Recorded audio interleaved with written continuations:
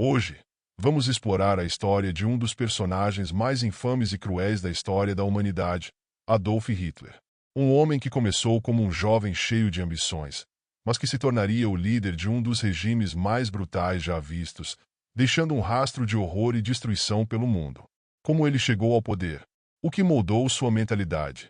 E quais foram os crimes terríveis que ele cometeu em nome de sua ideologia? Fiquem conosco enquanto mergulhamos na vida e nos feitos de Adolf Hitler, até sua morte, revelando os segredos de um dos períodos mais sombrios da história.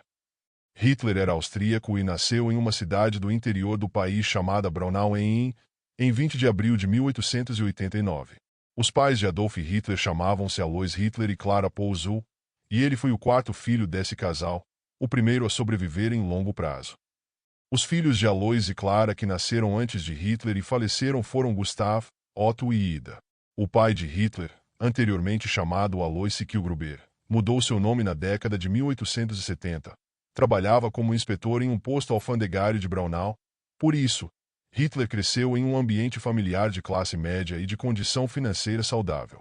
A boa condição financeira, porém, não fazia que a família de Hitler tivesse bom convívio, sobretudo pelo humor explosivo de seu pai. A relação de Hitler com sua mãe, por sua vez, era o inverso e bastante amorosa. Os pais de Hitler morreram enquanto o futuro ditador alemão ainda era apenas um adolescente. Seu pai, Alois, faleceu, em 3 de janeiro de 1903, de um colapso enquanto estava tomando vinho. Acredita-se que ele tenha morrido de derrame pleural, acúmulo de líquido no interior do pulmão. Sua mãe, Clara, acabou falecendo de câncer em 21 de dezembro de 1990. A morte de seu pai colocou fim a um grande problema para Hitler, sua carreira. O pai de Hitler queria que seu filho seguisse a carreira do funcionalismo público e tornasse-se funcionário da alfândega assim como ele havia sido. Hitler, no entanto, tinha outro desejo para sua vida e, depois que sua mãe morreu, mudou-se para Viena. O historiador Jan Kershaw fala que, após a morte de sua mãe, Hitler tinha economias que conseguiriam sustentá-lo durante um ano em Viena. Nessa cidade, ele tentou ingressar na Academia de Belas Artes, mas fracassou por 2 vezes. Também tentou tornar-se arquiteto, mas não teve sucesso. Em Viena, viveu como um desocupado, não fazendo questão de conseguir um emprego para sobreviver. Sua renda vinha inteiramente da pensão deixada por sua mãe e de um empréstimo que adquiriu de sua tia. Nisso, o ambiente político agitado de Viena teve papel crucial na moldagem dos preconceitos de Hitler. O forte antissemitismo de Hitler, por exemplo, começou a ser construído durante os anos em que morou em Viena. Lá ele teve contato com publicações racistas e antissemitas. A situação da Áustria nesse sentido não era diferente da Alemanha, e em ambos locais o antissemitismo circulava nos debates políticos desde o século XIX. Em 16 de maio de 1913, Hitler teve acesso à herança que seu pai, falecido em 1903, deixará para ele. Ao todo, ele recebeu a quantia de 819 coroas, e uma vez na posse desse dinheiro, decidiu mudar-se para a cidade de Munique. Aos conhecidos ele justificou sua ida à Baviera para ingressar na Academia de Artes de Munique. Os reais fatores de Hitler mudar-se para a Alemanha eram: primeiro, ele detestava a Áustria e, segundo, estava fugindo do serviço militar obrigatório austríaco. Uma vez estabelecido em Munique, Hitler continuou levando a mesma rotina de desocupado que tinha em Viena. No entanto, sua vida mudou drasticamente quando estourou a Primeira Guerra Mundial, em 1914. Com a guerra, Hitler, carregado de sentimento patriótico, alistou-se no exército alemão, mesmo não podendo fazê-lo. Pelo exército da Alemanha foi convocado, em 16 de agosto de 1914, e ingressou no 2º Batalhão Reserva do 2º Regimento de Infantaria e depois foi transferido para o 16º Regimento de Reserva de Infantaria da Baviera. No exército chegou a ser apenas um cabo e desempenhou papel como mensageiro. Sua função era levar as mensagens do posto de comando para os comandantes no fronte de batalha. A experiência na guerra também moldou parte das visões radicais do austríaco, e, depois que os alemães foram derrotados, Hitler envolveu-se com movimentos de extrema-direita. Quando a Alemanha rendeu-se, em 1918, Hitler estava internado na enfermaria em consequência de um ataque de gás mostarda. Ele nunca aceitou a derrota alemã e, Daí em diante, abraçou teorias conspiratórias acerca dela. A mais conhecida delas era da punhalada nas costas, que falava de uma conspiração de socialistas e judeus responsável por sabotar a Alemanha na guerra. Durante esse conflito mundial, Hitler recebeu 2 condecorações, uma das quais foi a Cruz de Ferro, por ter demonstrado bravura na entrega de uma mensagem importante. Essa condecoração de Hitler foi uma recomendação de seu oficial, ironicamente, um judeu, chamado Hugo Gutmann. Depois da Primeira Guerra Mundial, a situação na Alemanha tornou-se crítica. A agitação popular era intensa e a economia do país sofria com a guerra. Depois da rendição, a situação piorou e o país afundou em uma crise econômica terrível, ficando à beira de uma revolução popular. As teorias conspiratórias e a ação dos grupos de extrema-direita disseminaram violência no território. A Alemanha tornou-se uma democracia liberal, chamada República de Weimar, como consequência da derrota na guerra e da queda da monarquia, e foi nesse ambiente moderadamente democrático que Hitler começou a engajar-se e a crescer politicamente. Após o fim da guerra, ele se tornou um agitador político e realizava seus discursos em locais, como cervejarias. Seus discursos atacavam consideravelmente os judeus, acusando-os de estarem por trás da traição que a Alemanha sofreu na guerra e por serem os responsáveis pela Revolução Bolchevique de 1917. Ele também atacava os social-democratas, o grupo que governava a Alemanha na República de Weimar. Foi nesse clima que nasceu o nazismo. Em 1919, Hitler ingressou no Partido dos Trabalhadores Alemães. Em poucos anos, tornou-se uma pessoa importante dentro dele, mas também entre os radicais da extrema-direita.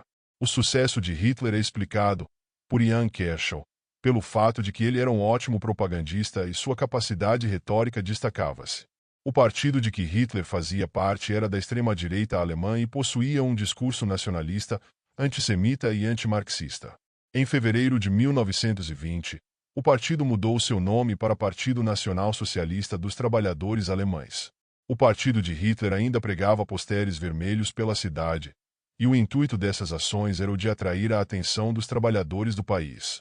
Quando o Partido Nazista foi inaugurado, seu programa contava com 25 pontos que resumiam sua ideologia. Nessa altura, Hitler já declarava os grandes grupos que ele procuraria combater: os judeus, os social-democratas, em última instância, os comunistas. O historiador Richard J. Evans resume as visões de Hitler acerca do primeiro grupo. A capacidade oratória de Hitler fez seu partido crescer. Entre 1920 e 1921, seus discursos chamaram a atenção e fizeram o número de membros do partido aumentar consideravelmente. Em 1922, Hitler já era uma personalidade importante entre os nacionalistas. Em 1923, tornou-se conhecido nacionalmente por envolver-se no PUD da cervejaria. Esse acontecimento consistiu basicamente em uma tentativa de golpe realizada pelos nazistas na Baviera. O golpe fracassou, e Hitler acabou sendo preso e permanecendo 1 ano na cadeia.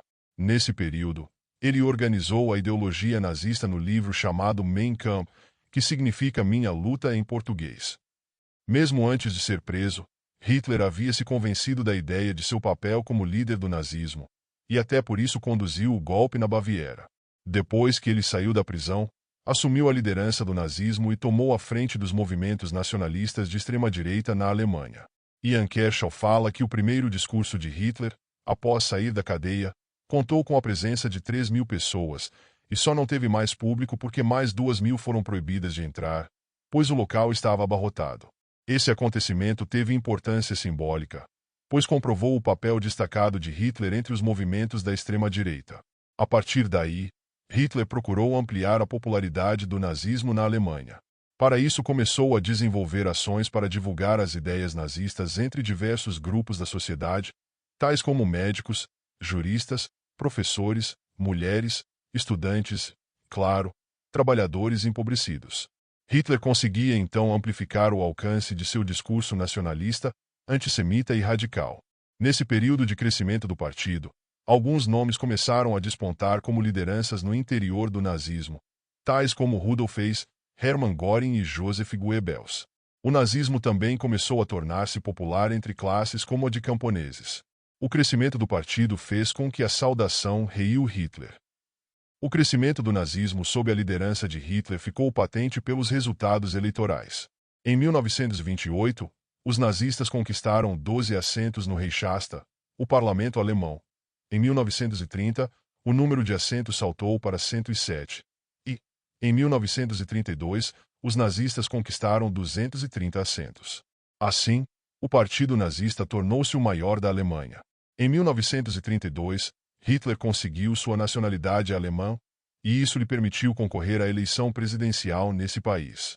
Nessa eleição, Hitler concorreu contra o presidente em exercício, Paul von Hindenburg. No primeiro turno, Hitler recebeu 30% dos votos, e no segundo, 37%. Hitler perdeu, mas sua expressiva votação deixava claro a forte posição do partido e difundiu mais ainda a propaganda nazista pela Alemanha. A derrota reverteu-se em vitória para os nazistas, uma vez que uma forte pressão popular sobre Hindenburg fez nomear Adolf Hitler como chanceler da Alemanha. A ascensão de Hitler marcou o início da jornada alemã rumo ao totalitarismo. Nomeado como chanceler, Hitler atuou abertamente para consolidar-se como figura absoluta na política alemã e agiu para acabar com o regime democrático que marcava a República de Weimar. A perseguição contra os opositores do nazismo iniciou-se de imediato. Algumas de suas primeiras ações foram acabar com a Constituição de Weimar e impor a perseguição a social-democratas e comunistas. Para isso, Hitler contou com a sorte. Em fevereiro de 1933, os nazistas tiveram a desculpa perfeita para iniciar sua guinada autoritária: o incêndio do Reichstag. Na noite de 27 de fevereiro de 1933, um anarcossindicalista holandês, chamado Marinus van der Lubbe, invadiu o Reichstag e incendiou o prédio. As autoridades policiais alemãs e os nazistas sabiam que o holandês tinha agido por conta própria, mas acabaram aproveitando-se da situação e passaram a propagandear que a ação fazia parte de um grande complô comunista. Isso acabou sendo utilizado de justificativa para os nazistas radicalizarem. No dia seguinte, foi aprovado o Documento para a Proteção do Povo e do Estado, um decreto que acabou com todas as liberdades individuais garantidas pela Constituição de Weimar e que garantiu o direito ao governo de intervir nas federações da Alemanha. Ainda em 1933, Hitler deu início à perseguição contra os social-democratas e comunistas, aprisionando-os e enviando-os para o campo de concentração de Dachau, o primeiro campo de concentração nazista. Além disso, ele dissolveu o parlamento naquele ano e proibiu outros partidos políticos de atuarem. Só o Partido Nazista tinha autorização para funcionar. Na economia, Hitler tinha como grande missão recuperar a economia do país. A sua política, nesse sentido, teve altos e baixos e atuou por meio da tomada de bens de muitos judeus, do incentivo à produção de papel-moeda e da promoção de obras públicas como forma de combater o altíssimo nível de desemprego no país. Hitler atuou contra a Liga das Nações, retirando a Alemanha dessa organização e passou a questionar os princípios do Tratado de Versalhes. Entre as ações estão a reconstrução do exército alemão, a formação de marinha e aviação de guerra, a remilitarização da Renânia, região fronteiriça com a França, e o fim do pagamento das indenizações estipuladas no tratado.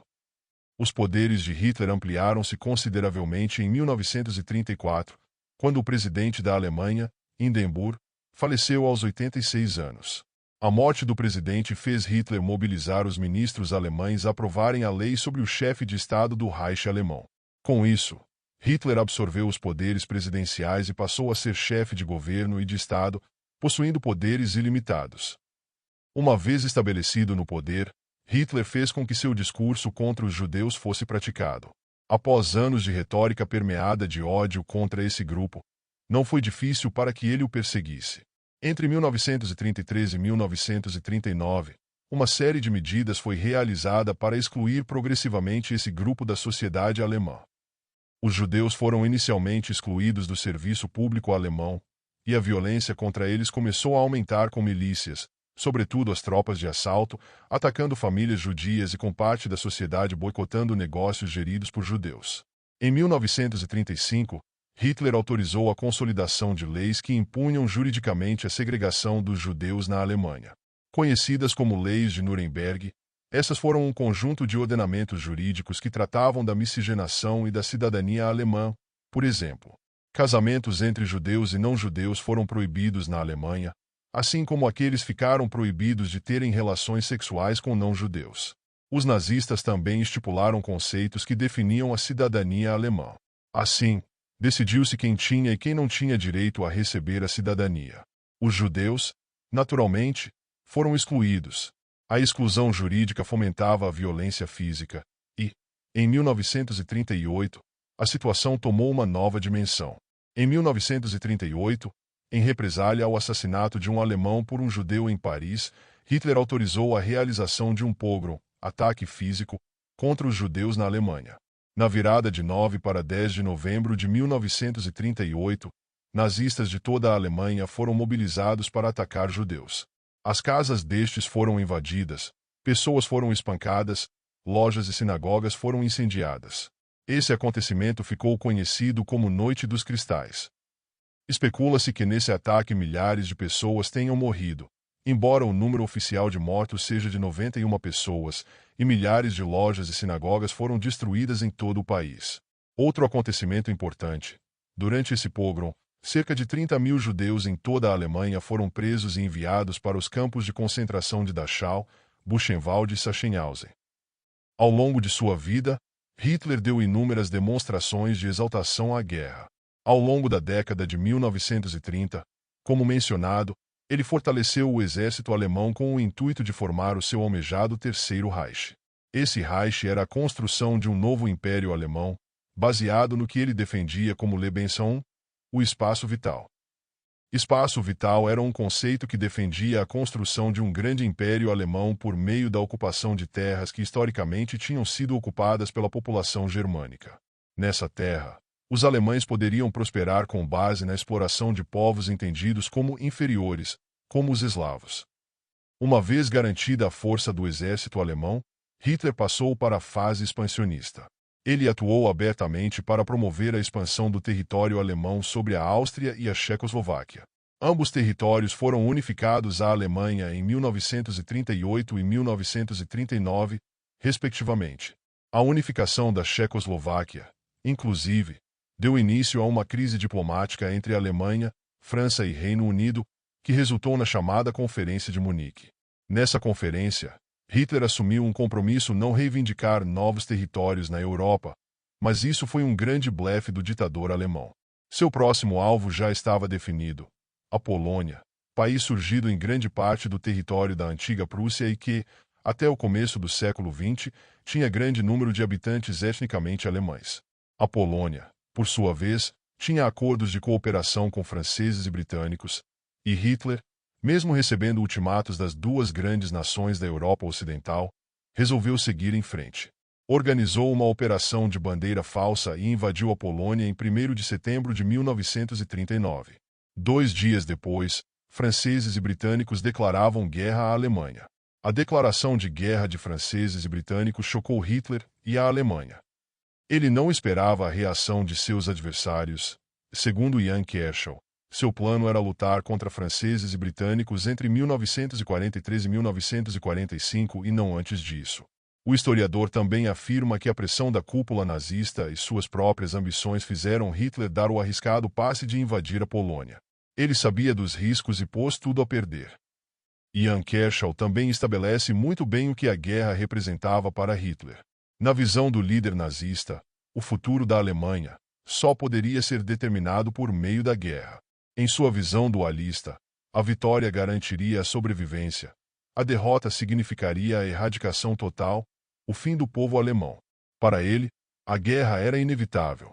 Hitler, porém, esqueceu-se, ou ignorou, das limitações do país que comandava, pois uma guerra contra toda a Europa era impossível de ser sustentada em longo prazo. As vitórias iniciais da Alemanha na guerra obscureceram mais ainda a visão de Hitler, que a levou às últimas consequências. O resultado disso para a Alemanha foi desastroso. De 1939 a 1941, Hitler entusiasmou-se com a conquista da Polônia, Dinamarca, Noruega, Holanda, Bélgica, França, Iugoslávia e Grécia. Os nazistas ainda lutaram no norte da África e procuraram derrotar os britânicos na Batalha do Atlântico. Hitler, então, decidiu pôr em prática o ousado plano de invasão da União Soviética. De junho a novembro de 1941, os alemães invadiram e avançaram rapidamente no território soviético. No final de novembro, os alemães perderam força, e Hitler foi avisado de que era necessário finalizar a guerra por meio de um acordo político, pois a capacidade industrial dos aliados era superior à alemã. Hitler também foi informado, para garantir a sustentação do país na guerra de maneira a conduzir a Alemanha para a vitória, era necessário que o país gastasse 150 bilhões de dólares só na produção de armamentos. Esse informe não levava em consideração outros gastos que o país teria com alimentos e produção de veículos. Por exemplo, Hitler ignorou os avisos. A partir de 1942, Hitler lutava para adiar o inevitável. Progressivamente, os alemães foram sendo derrotados, e, à medida que a derrota aproximava-se, mais transtornado ele ficava. O estresse causado pela aproximação da derrota refletia-se diretamente na sua saúde. Entre 1944 e 1945, seus exames apontavam pressão alta, problemas cardíacos e problemas estomacais e intestinais. Em 1944, Hitler também sofreu de icterícia, chegando a perder algumas reuniões por conta do agravamento de sua condição. Seu humor também se tornou cada vez mais explosivo, e o ditador tornou-se hipocondríaco e dependente de doses de metanfetamina. Com o aval de Hitler, os alemães espalharam terror pela Europa. Grupos de extermínio mataram mais de 1 milhão de judeus no continente, guetos foram formados e colocaram os judeus para viverem em condições deploráveis. E, por fim, vieram os campos de extermínio. 6 campos nazistas foram criados para serem máquinas da morte: Auschwitz-Birkenau, Sobibor, Belzec, Treblinka, Chelmo e Majdanek.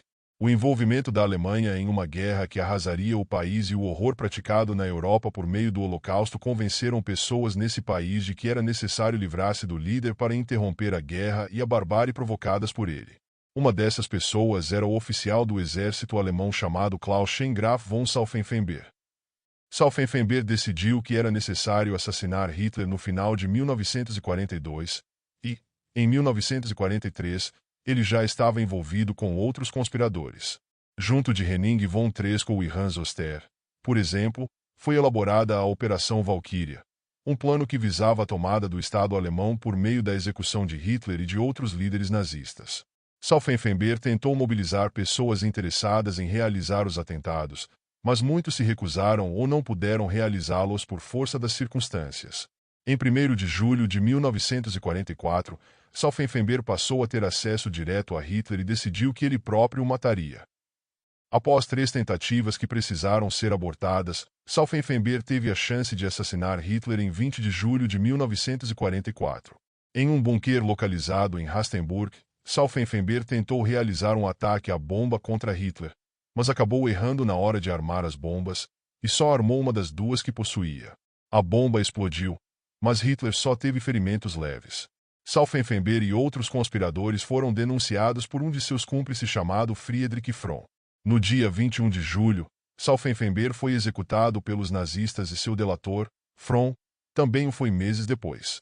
O fracasso do atentado fez Hitler mobilizar uma reação violenta contra seus opositores e mais de 5.000 pessoas foram mortas por isso.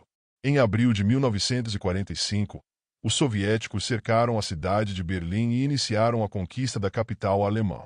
Foi a última batalha lutada pelos nazistas e estendeu-se ao longo de todo aquele mês. Hitler e toda a alta cúpula nazista permaneceram escondidos no bunker subterrâneo. Na medida em que os soviéticos entravam na capital alemã, as autoridades nazistas recomendavam Hitler a fugir, mas ele recusava essa possibilidade. No dia 29, Hitler casou-se com sua companheira, Eva Braun. No dia 30, os soviéticos entraram no Reichstag e estavam a menos de 500 metros do bunker em que ele se escondia. No mesmo dia, Hitler e sua esposa suicidaram-se. Eva Braun ingeriu ácido cianídrico e Hitler matou-se com um tiro no crânio. O ditador alemão, responsável pelo Holocausto e por arrastar o mundo para a pior guerra da história, havia morrido. Momentos depois, seu corpo foi levado para a superfície e foi incendiado por guardas do bunker. Ian Kershaw fala, a respeito disso, que o fim do líder cuja presença, poucos anos antes, eletrizava milhões não foi testemunhado por nenhum único de seus seguidores, inclusive os mais próximos. Como citado, o antissemitismo de Hitler nasceu durante sua juventude no cenário agitado de Viena e consolidou-se com a derrota da Alemanha na Primeira Guerra, pois o país começou a abraçar teorias conspiratórias para explicá-la. A sociedade alemã era abertamente antissemita, mas Hitler, quando se tornou uma figura pública influente, contribuiu para aumentar mais ainda o ódio contra os judeus naquele país. Já vimos que, após assumir o poder em 1933, ele começou a realizar medidas que segregavam os judeus da sociedade alemã e incentivou abertamente a violência contra eles. Depois que a guerra iniciou-se e a derrota começou a tornar-se uma possibilidade real, os nazistas deram início ao plano de extermínio dos judeus com o aval de Hitler. Hitler foi o arquiteto do antissemitismo na sociedade alemã e, com base nisso, essa sociedade, envenenada, levou esse ódio às últimas consequências. A forma encontrada para exterminar os judeus foi planejada por membros da alta cúpula do Partido Nazista e ficou conhecida como solução final. Por meio deles, construiu-se e estruturou-se o que conhecemos como Holocausto. O Holocausto matou 6 milhões de pessoas entre judeus, homossexuais, ciganos, negros, comunistas, etc. As mortes aconteceram por meio de fuzilamentos em massa nos guetos e nos campos de concentração e extermínio construídos para escravizar e matar os judeus. Em certos locais do leste europeu, a população judia foi integralmente exterminada. A história de Adolf Hitler é, acima de tudo, um alerta sombrio sobre o que a manipulação, o ódio e a intolerância podem causar quando se transformam em uma força incontrolável. Da ascensão ao poder, passando pela construção de uma ideologia baseada no preconceito e na dominação, até o ápice de seu regime de terror, Hitler deixou um legado de dor e destruição que o mundo jamais esquecerá. Suas ações custaram a vida de milhões, mergulharam países em caos e quase destruíram uma civilização inteira. Mas ao revisitar essa história, não é apenas o horror que devemos lembrar. Devemos refletir sobre como tudo começou. Um homem comum, com uma visão deturpada, que usou a fragilidade de uma nação para moldar um pesadelo. A trajetória de Hitler é um testemunho da necessidade de sempre lutar pela liberdade, pela paz e pela igualdade, para que jamais se repitam os erros de um passado tão sombrio. Ao encerrar esse vídeo, deixamos uma mensagem clara. Lembrar é essencial, não apenas para honrar as vítimas, mas para garantir que atrocidades como as que Hitler cometeu nunca mais tenham espaço na história da humanidade. Quero agradecer a você que ficou até o final desse vídeo. Se esse conteúdo te trouxe novos conhecimentos ou reflexões, não esquece de deixar o like e se inscrever no canal para acompanhar mais histórias impactantes como essa.